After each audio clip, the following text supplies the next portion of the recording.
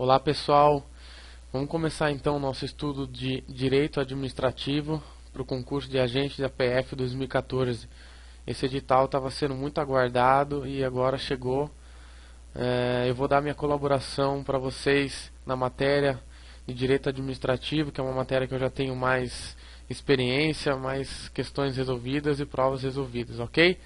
Eu alterei a ordem do edital para que a matéria siga uma ordem comum, a ordem dos livros aí que a gente encontra da matéria, ok?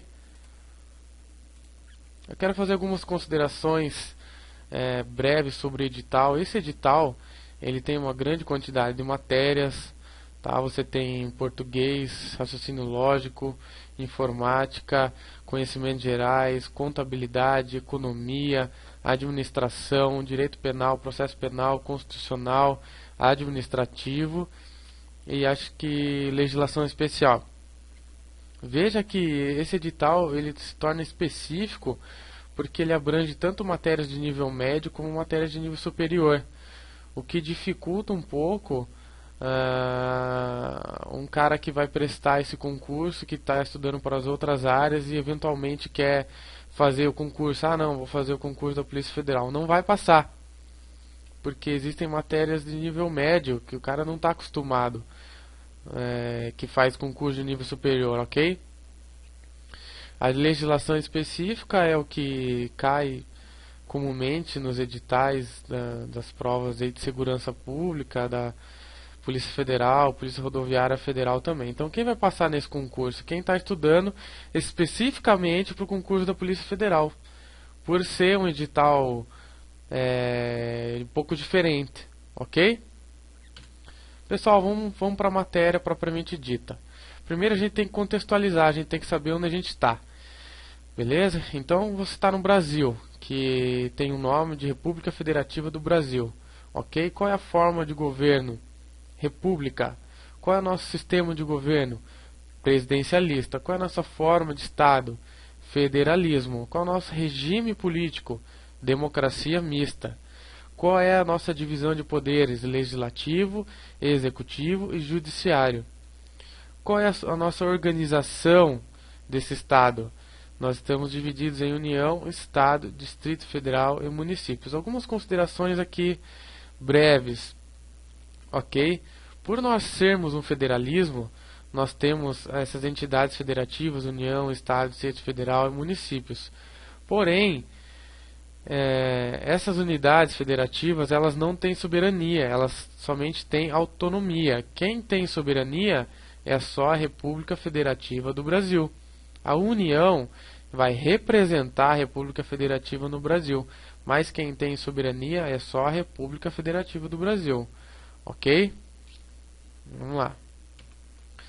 Pessoal, regime jurídico administrativo. Existe pouca diferença entre o conceito de regime jurídico administrativo e o próprio conceito de direito administrativo, mas tem sim uma diferença, ok? Primeiro vamos ver qual que é o conceito do direito administrativo.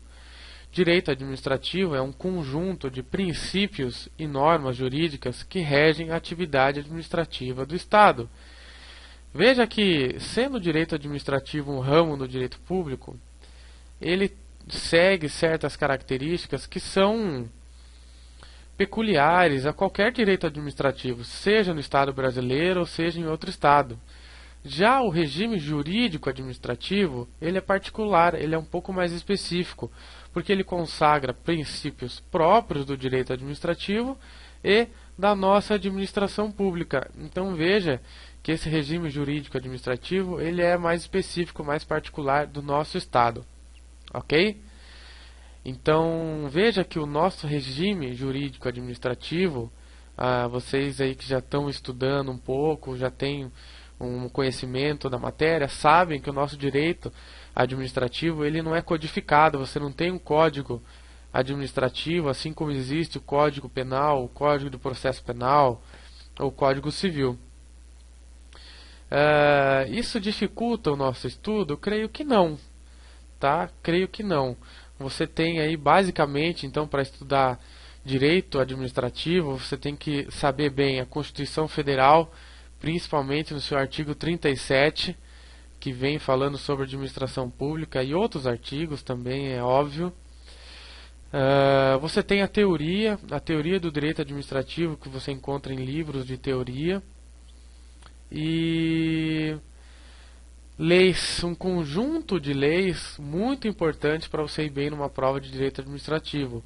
Leis como Lei de Licitações, Lei 8.112, que é a Lei do Servidor Público Civil Federal, Lei do Processo Administrativo Federal, que vem trazendo vários outros princípios que não estão no artigo 37. Então são um conjunto de leis importantíssimas para a gente estudar o direito administrativo. Ok? Outra característica importante do regime jurídico administrativo é a subordinação à lei.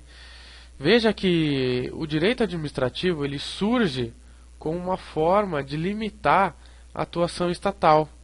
Há 200, 100 anos atrás, você tinha um regime estatal irresponsável, um regime que desrespeitava o interesse público, privilegiava a corrupção, o nepotismo. Então, o regime jurídico administrativo ele surge num contexto de subordinação à lei. Agora, o Estado ele não vai poder agir mais ao seu bel prazer, ele vai estar restrito pela lei. E quem que restringe a atuação estatal? A própria Constituição Federal.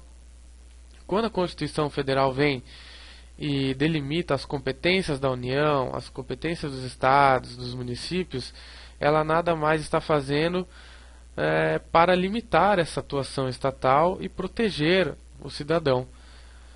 Resumindo, o regime jurídico administrativo ele é subordinado à lei e ele é delimitado pela Constituição, ok?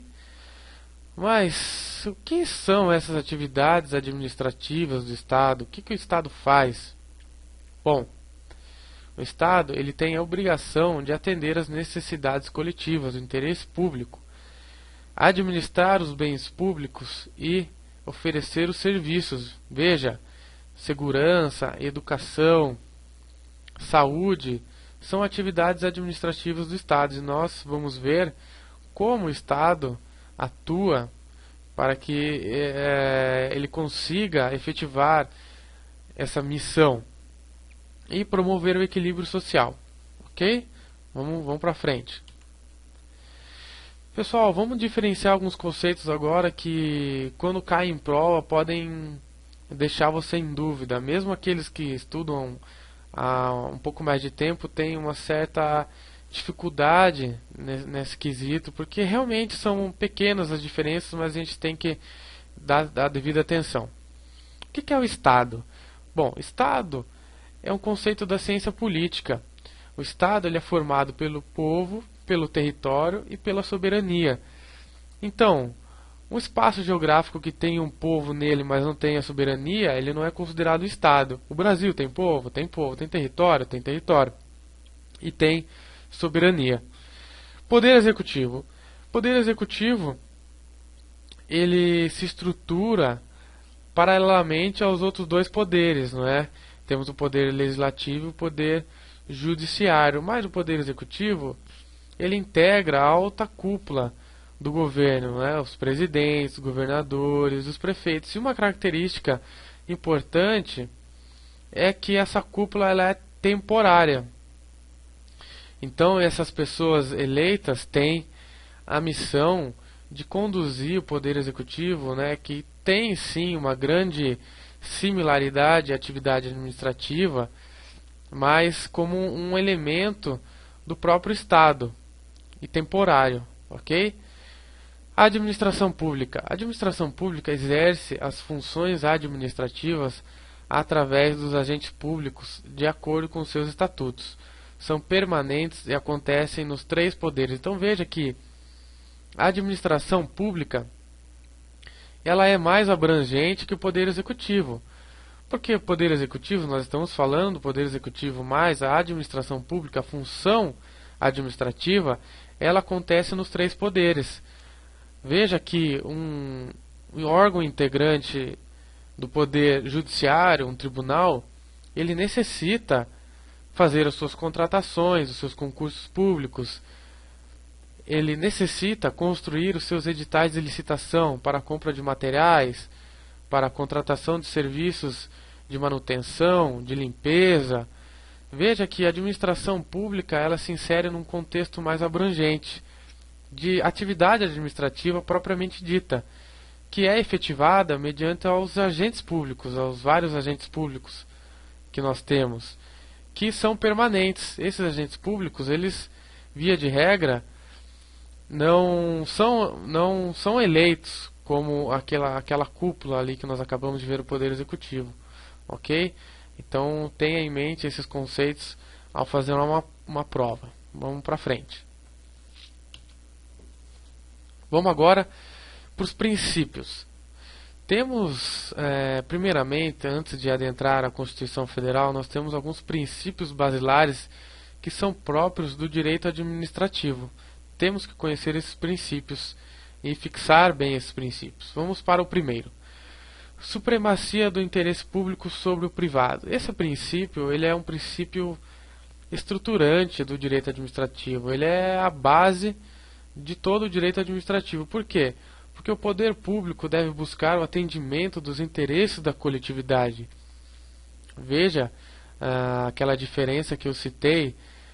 Hoje nós vivemos um Estado democrático de direito em que busca-se o equilíbrio social, a justiça social, e a administração pública tem o dever de primar pelo interesse da coletividade. Isso não quer dizer que os direitos individuais não devam ser respeitados, não é isso. A administração pública ela só deve fazer essa mediação, esse peso para que o interesse público seja privilegiado, ok?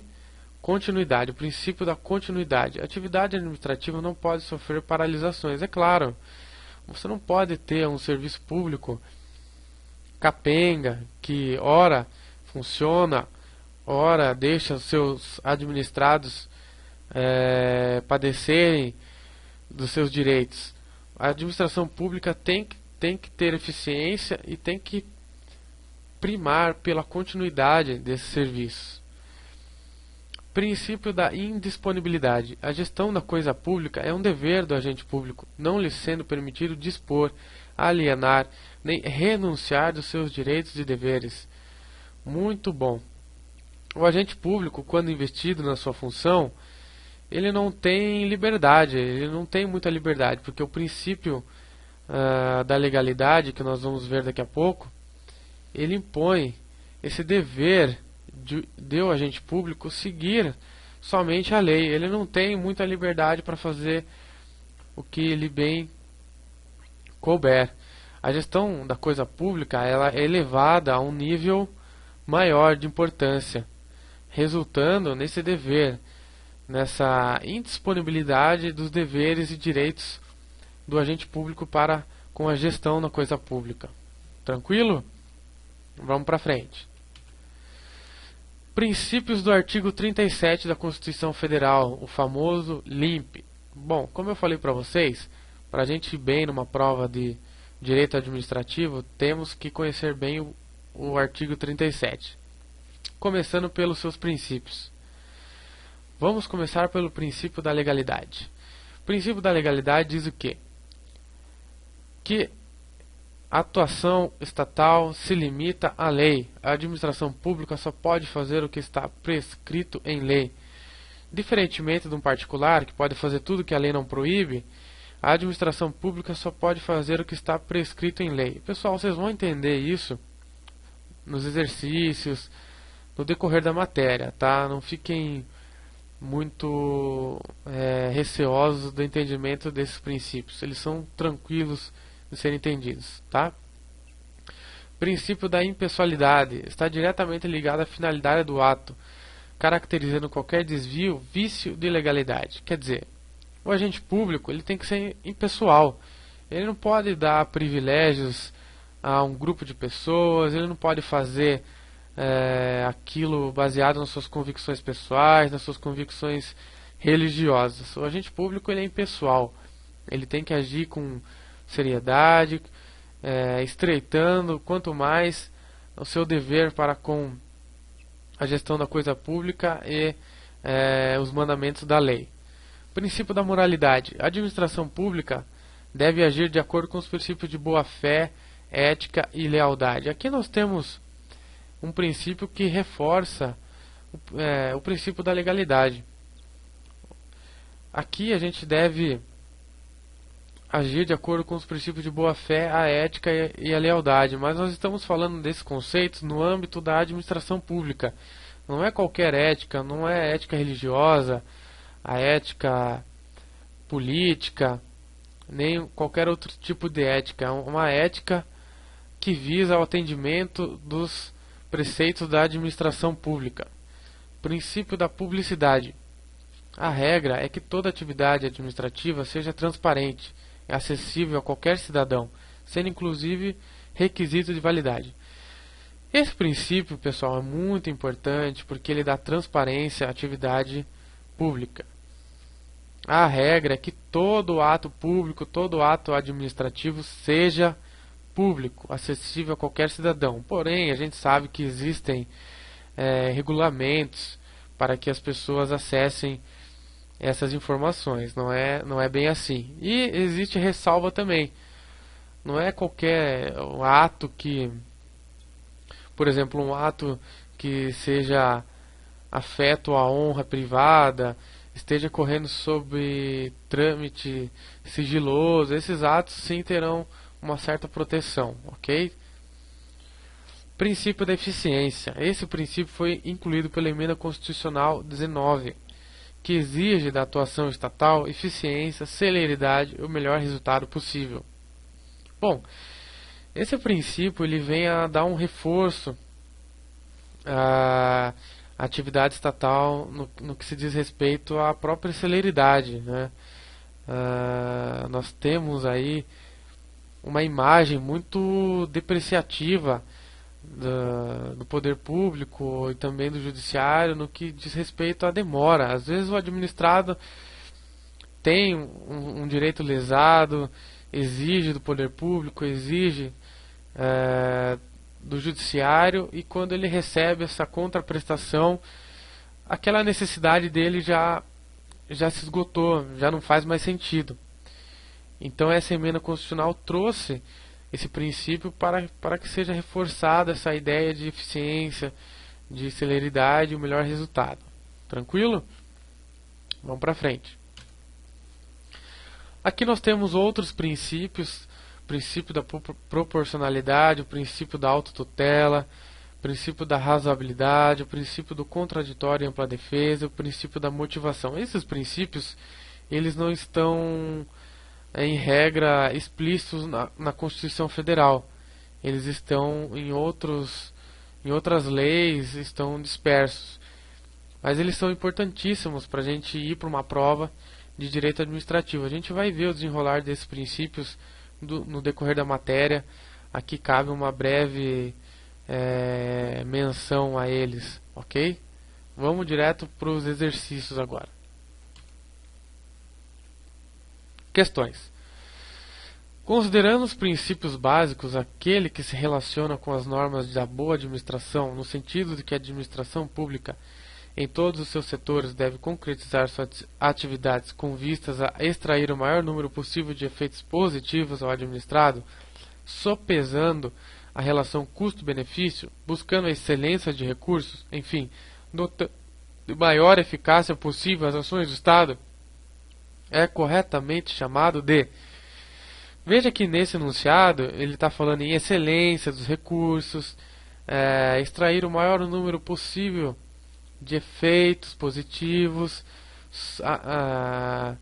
sopesando a relação custo-benefício. Vamos ver nas alternativas então a resposta. A letra A, princípio da moralidade. Está falando aqui de moralidade, de ética, de boa-fé? Não, não está. Princípio da eficiência? Sim, né? É o nosso gabarito. Tranquilo, né? Sem dúvidas aqui. Princípio da legalidade? Não está falando do princípio da legalidade. Princípio da impessoalidade? Também não. Está falando em excelência, custo-benefício, número possível de efeitos. Está falando do princípio da eficiência. Gabarito letra B. Questão da FCC 2014.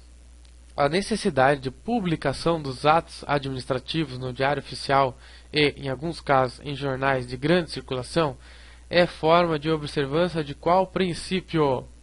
Pessoal, faça essa questão. Está falando em publicação, em jornal de grande circulação, está falando do princípio da publicidade. Vamos ver se a gente acha esse princípio aí nas alternativas. Letra A. Legalidade. Ainda que essa obrigação não esteja prevista na legislação, está prevista sim na legislação. Alternativa errada. Letra B. Impessoalidade, na medida em que os atos administrativos são publicados sem identificação da autoridade que os emitiu. Nada a ver, né? Está misturando aqui os conceitos. Errado. Princípio de eficiência, posto que a administração deve fazer tudo o que estiver ao seu alcance para promover uma boa gestão, ainda que não haja lastro na legislação, está errado. Primeiro que a administração não pode fazer tudo o que ela quiser, tudo que estiver ao seu alcance para promover uma boa gestão. Ainda que não haja lastro na legislação, não. O que eu falei para vocês? A administração pública está restrita à lei. Ela não pode fazer nada que não tenha lastro na legislação. Está errado. Letra D. Supremacia do interesse público, pois a administração tem prioridade sobre outras publicações? Não, nada a ver. Não existe essa prioridade sobre outras publicações. É o nosso gabarito, letra E. Publicidade, na medida em que a administração deve dar conhecimento de seus atos aos administrados. Perfeito, correto. Gabarito, letra E. 3. FCC também 2014. Os princípios que regem a administração pública são aqueles que constam expressamente do texto legal, não se reconhecendo princípios implícitos, aplicando-se tanto à administração direta quanto à indireta. Pessoal, o que está errado nessa alternativa aqui? Ó? Quando ele fala que não se reconhece os princípios implícitos. Reconhece, sim. Existem vários princípios implícitos na Constituição Federal que a gente vai vendo ao desenrolar das aulas. Então, está errada a alternativa. Letra B. Podem ser expressos ou implícitos, os primeiros aplicando-se prioritariamente em relação aos segundos, ambos se dirigindo apenas à administração direta. Está errado. Os princípios expressos ou implícitos são aplicados tanto à administração direta quanto indireta. Está errado. Letra C. São prevalentes em relação às leis que regem a administração pública, em razão de seu conteúdo ser mais relevante. Está errado, tá, pessoal? Princípios e lei é difícil a gente fazer essa mensuração de qual deles é mais importante, mas não existe essa fiel subordinação aqui, essa prevalência que a alternativa está levantando. Está errado. Alternativa letra D. Dirigem-se indistintamente à administração direta e às autarquias, aplicando-se, seja quando forem expressos, seja quando implícitos. Deixa de lado essa alternativa letra D aqui. Vamos para a letra E. Aplicam-se à administração direta, indireta e aos contratados em regular licitação, seja quando forem expressos, seja quando implícitos. Pessoal, o gabarito dessa questão aqui é a letra D, tá? Mas ela ficou um pouco... levantou um pouco de dúvida nessas duas últimas alternativas, porque assim, a letra D realmente está certa, mas a gente sabe que os princípios da administração pública eles são aplicados tanto à administração direta quanto à administração indireta. E a administração indireta compõe autarquias, fundações, sociedades de economia mista, empresas públicas.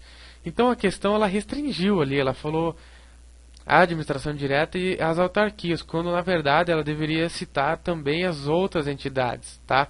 Não deixa de estar errada essa alternativa, mas ela gera um pouco de dúvida porque ela tá restrita, está faltando alguma coisa nela. Mas a letra E, ela está errada. Por quê? Parece que ela está certa, mas ela está errada. Letra E. Aplicam-se a administração direta e indireta e aos contratados em regular licitação. Se a gente for analisar o que diz a Constituição, ela não está citando ali aqueles contratados em regular licitação.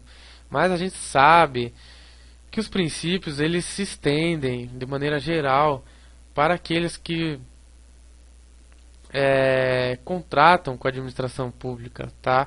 Não são todos os princípios que se aplicam àqueles que contratam com a administração pública. Por isso, o gabarito aqui é letra D, mas a questão ficou um pouco duvidosa, ok? Letra 4. Número 4. Questão CESP 2014.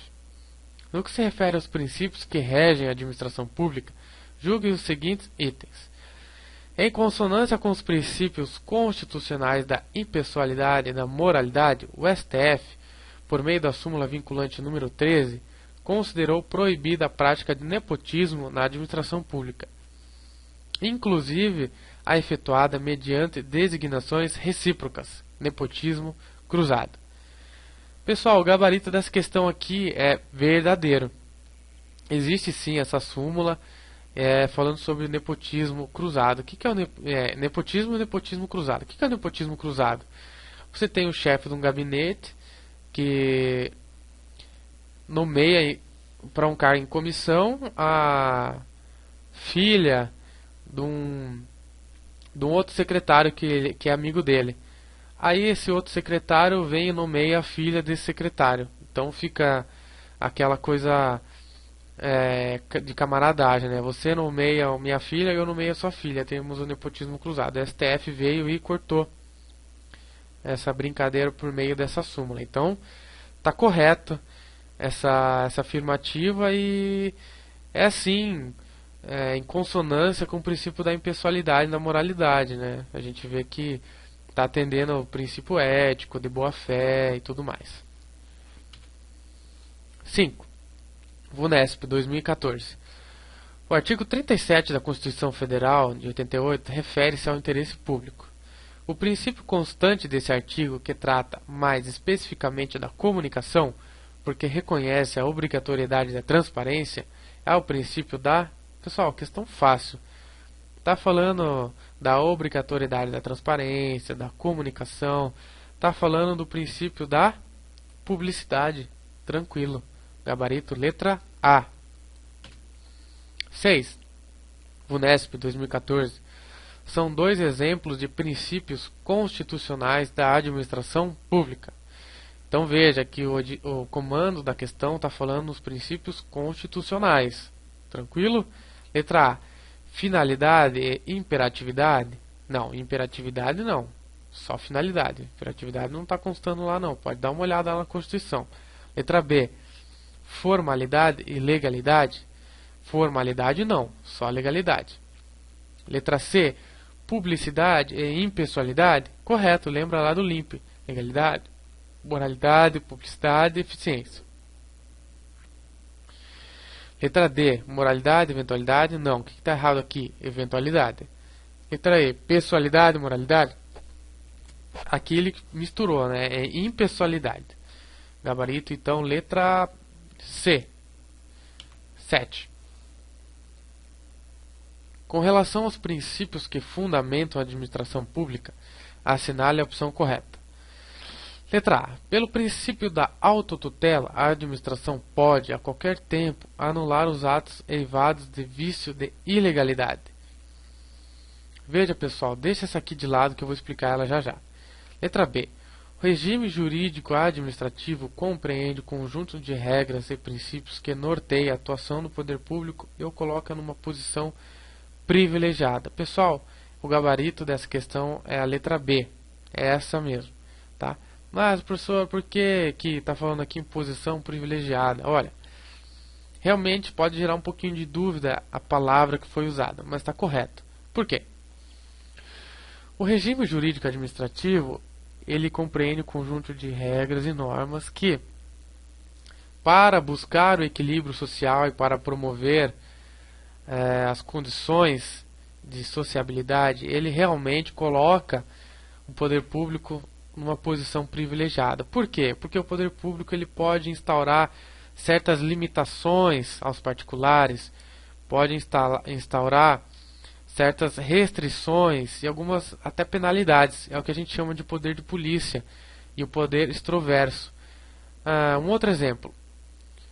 Quando uma empresa vai contratar com o poder público, ela tem que seguir certas normas de contrato público em que é notória a sua desvantagem. Por exemplo, a administração pública pode ficar um bom tempo sem efetuar os pagamentos. E mesmo assim, essa empresa não pode deixar de oferecer o serviço. Veja que existe um desequilíbrio nessa relação. Por isso que existe essa característica do poder público estar numa posição privilegiada. É isso que a alternativa está querendo dizer e por isso que ela está correta. Tá? Então eu vou explicar as outras porque as outras estão erradas. Voltando para a letra A. Pelo princípio da autotutela, a administração pode a qualquer tempo anular os atos derivados de vício de ilegalidade. O que está errado aqui é a palavra ilegalidade. A alternativa foi muito sacana, quando na verdade a palavra certa seria vício de legalidade. O princípio da autotutela diz que a administração pública tem o poder, dever de rever os seus atos, tanto anulando quanto revogando os seus atos, e anulando aqueles que têm vícios de legalidade. Por isso a alternativa A está errada. Letra C.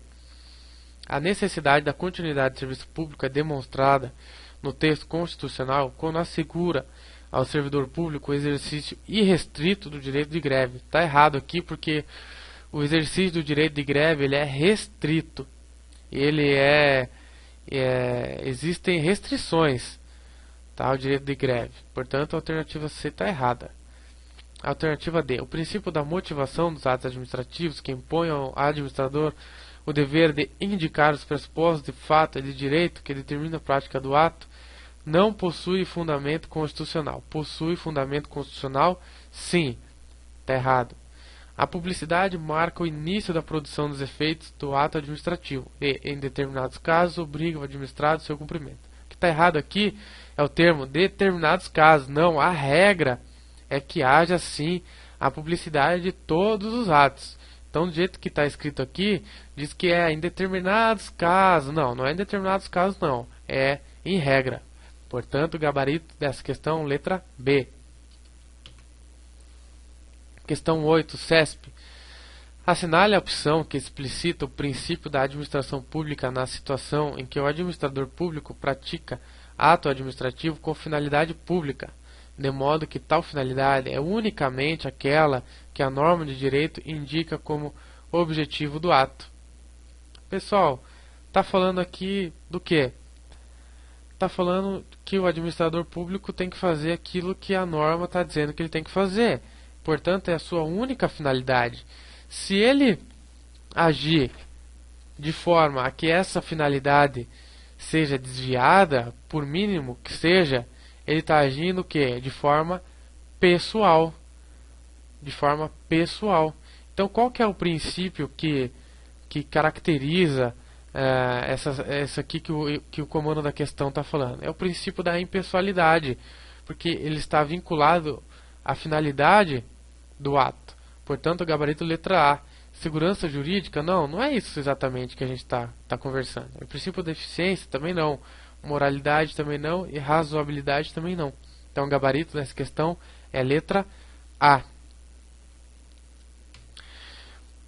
Nona questão, VUNESP. A expressão regime jurídico administrativo é utilizada para designar, então veja que essa questãozinha aí é como uma revisão aí dos nossos conceitos iniciais. Letra A. Os regimes de direito público e o de direito privado a que pode submeter-se a administração pública? Não. A administração pública é regida pelo direito público, é um ramo do direito público, portanto a alternativa é errada. Letra B. O conjunto das prerrogativas e restrições a que está sujeita a administração pública e que não se encontram nas relações entre particulares. Está aqui o nosso gabarito, pessoal. É isso mesmo. O regime jurídico da administração pública, ele se caracteriza justamente por ter um regime próprio, que não se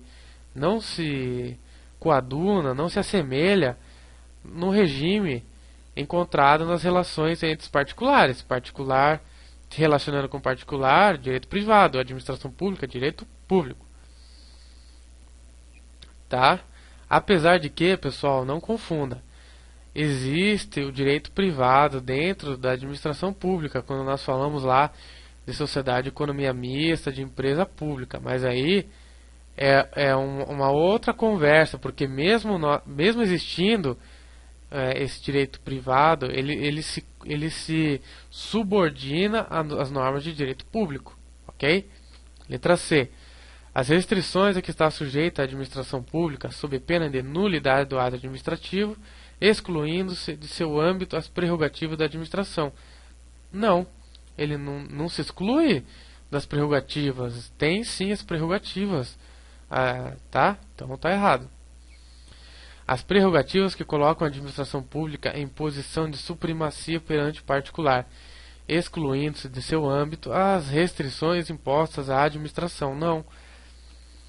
O que a gente falou lá no começo? Que a administração pública, perante o seu regime jurídico administrativo, ela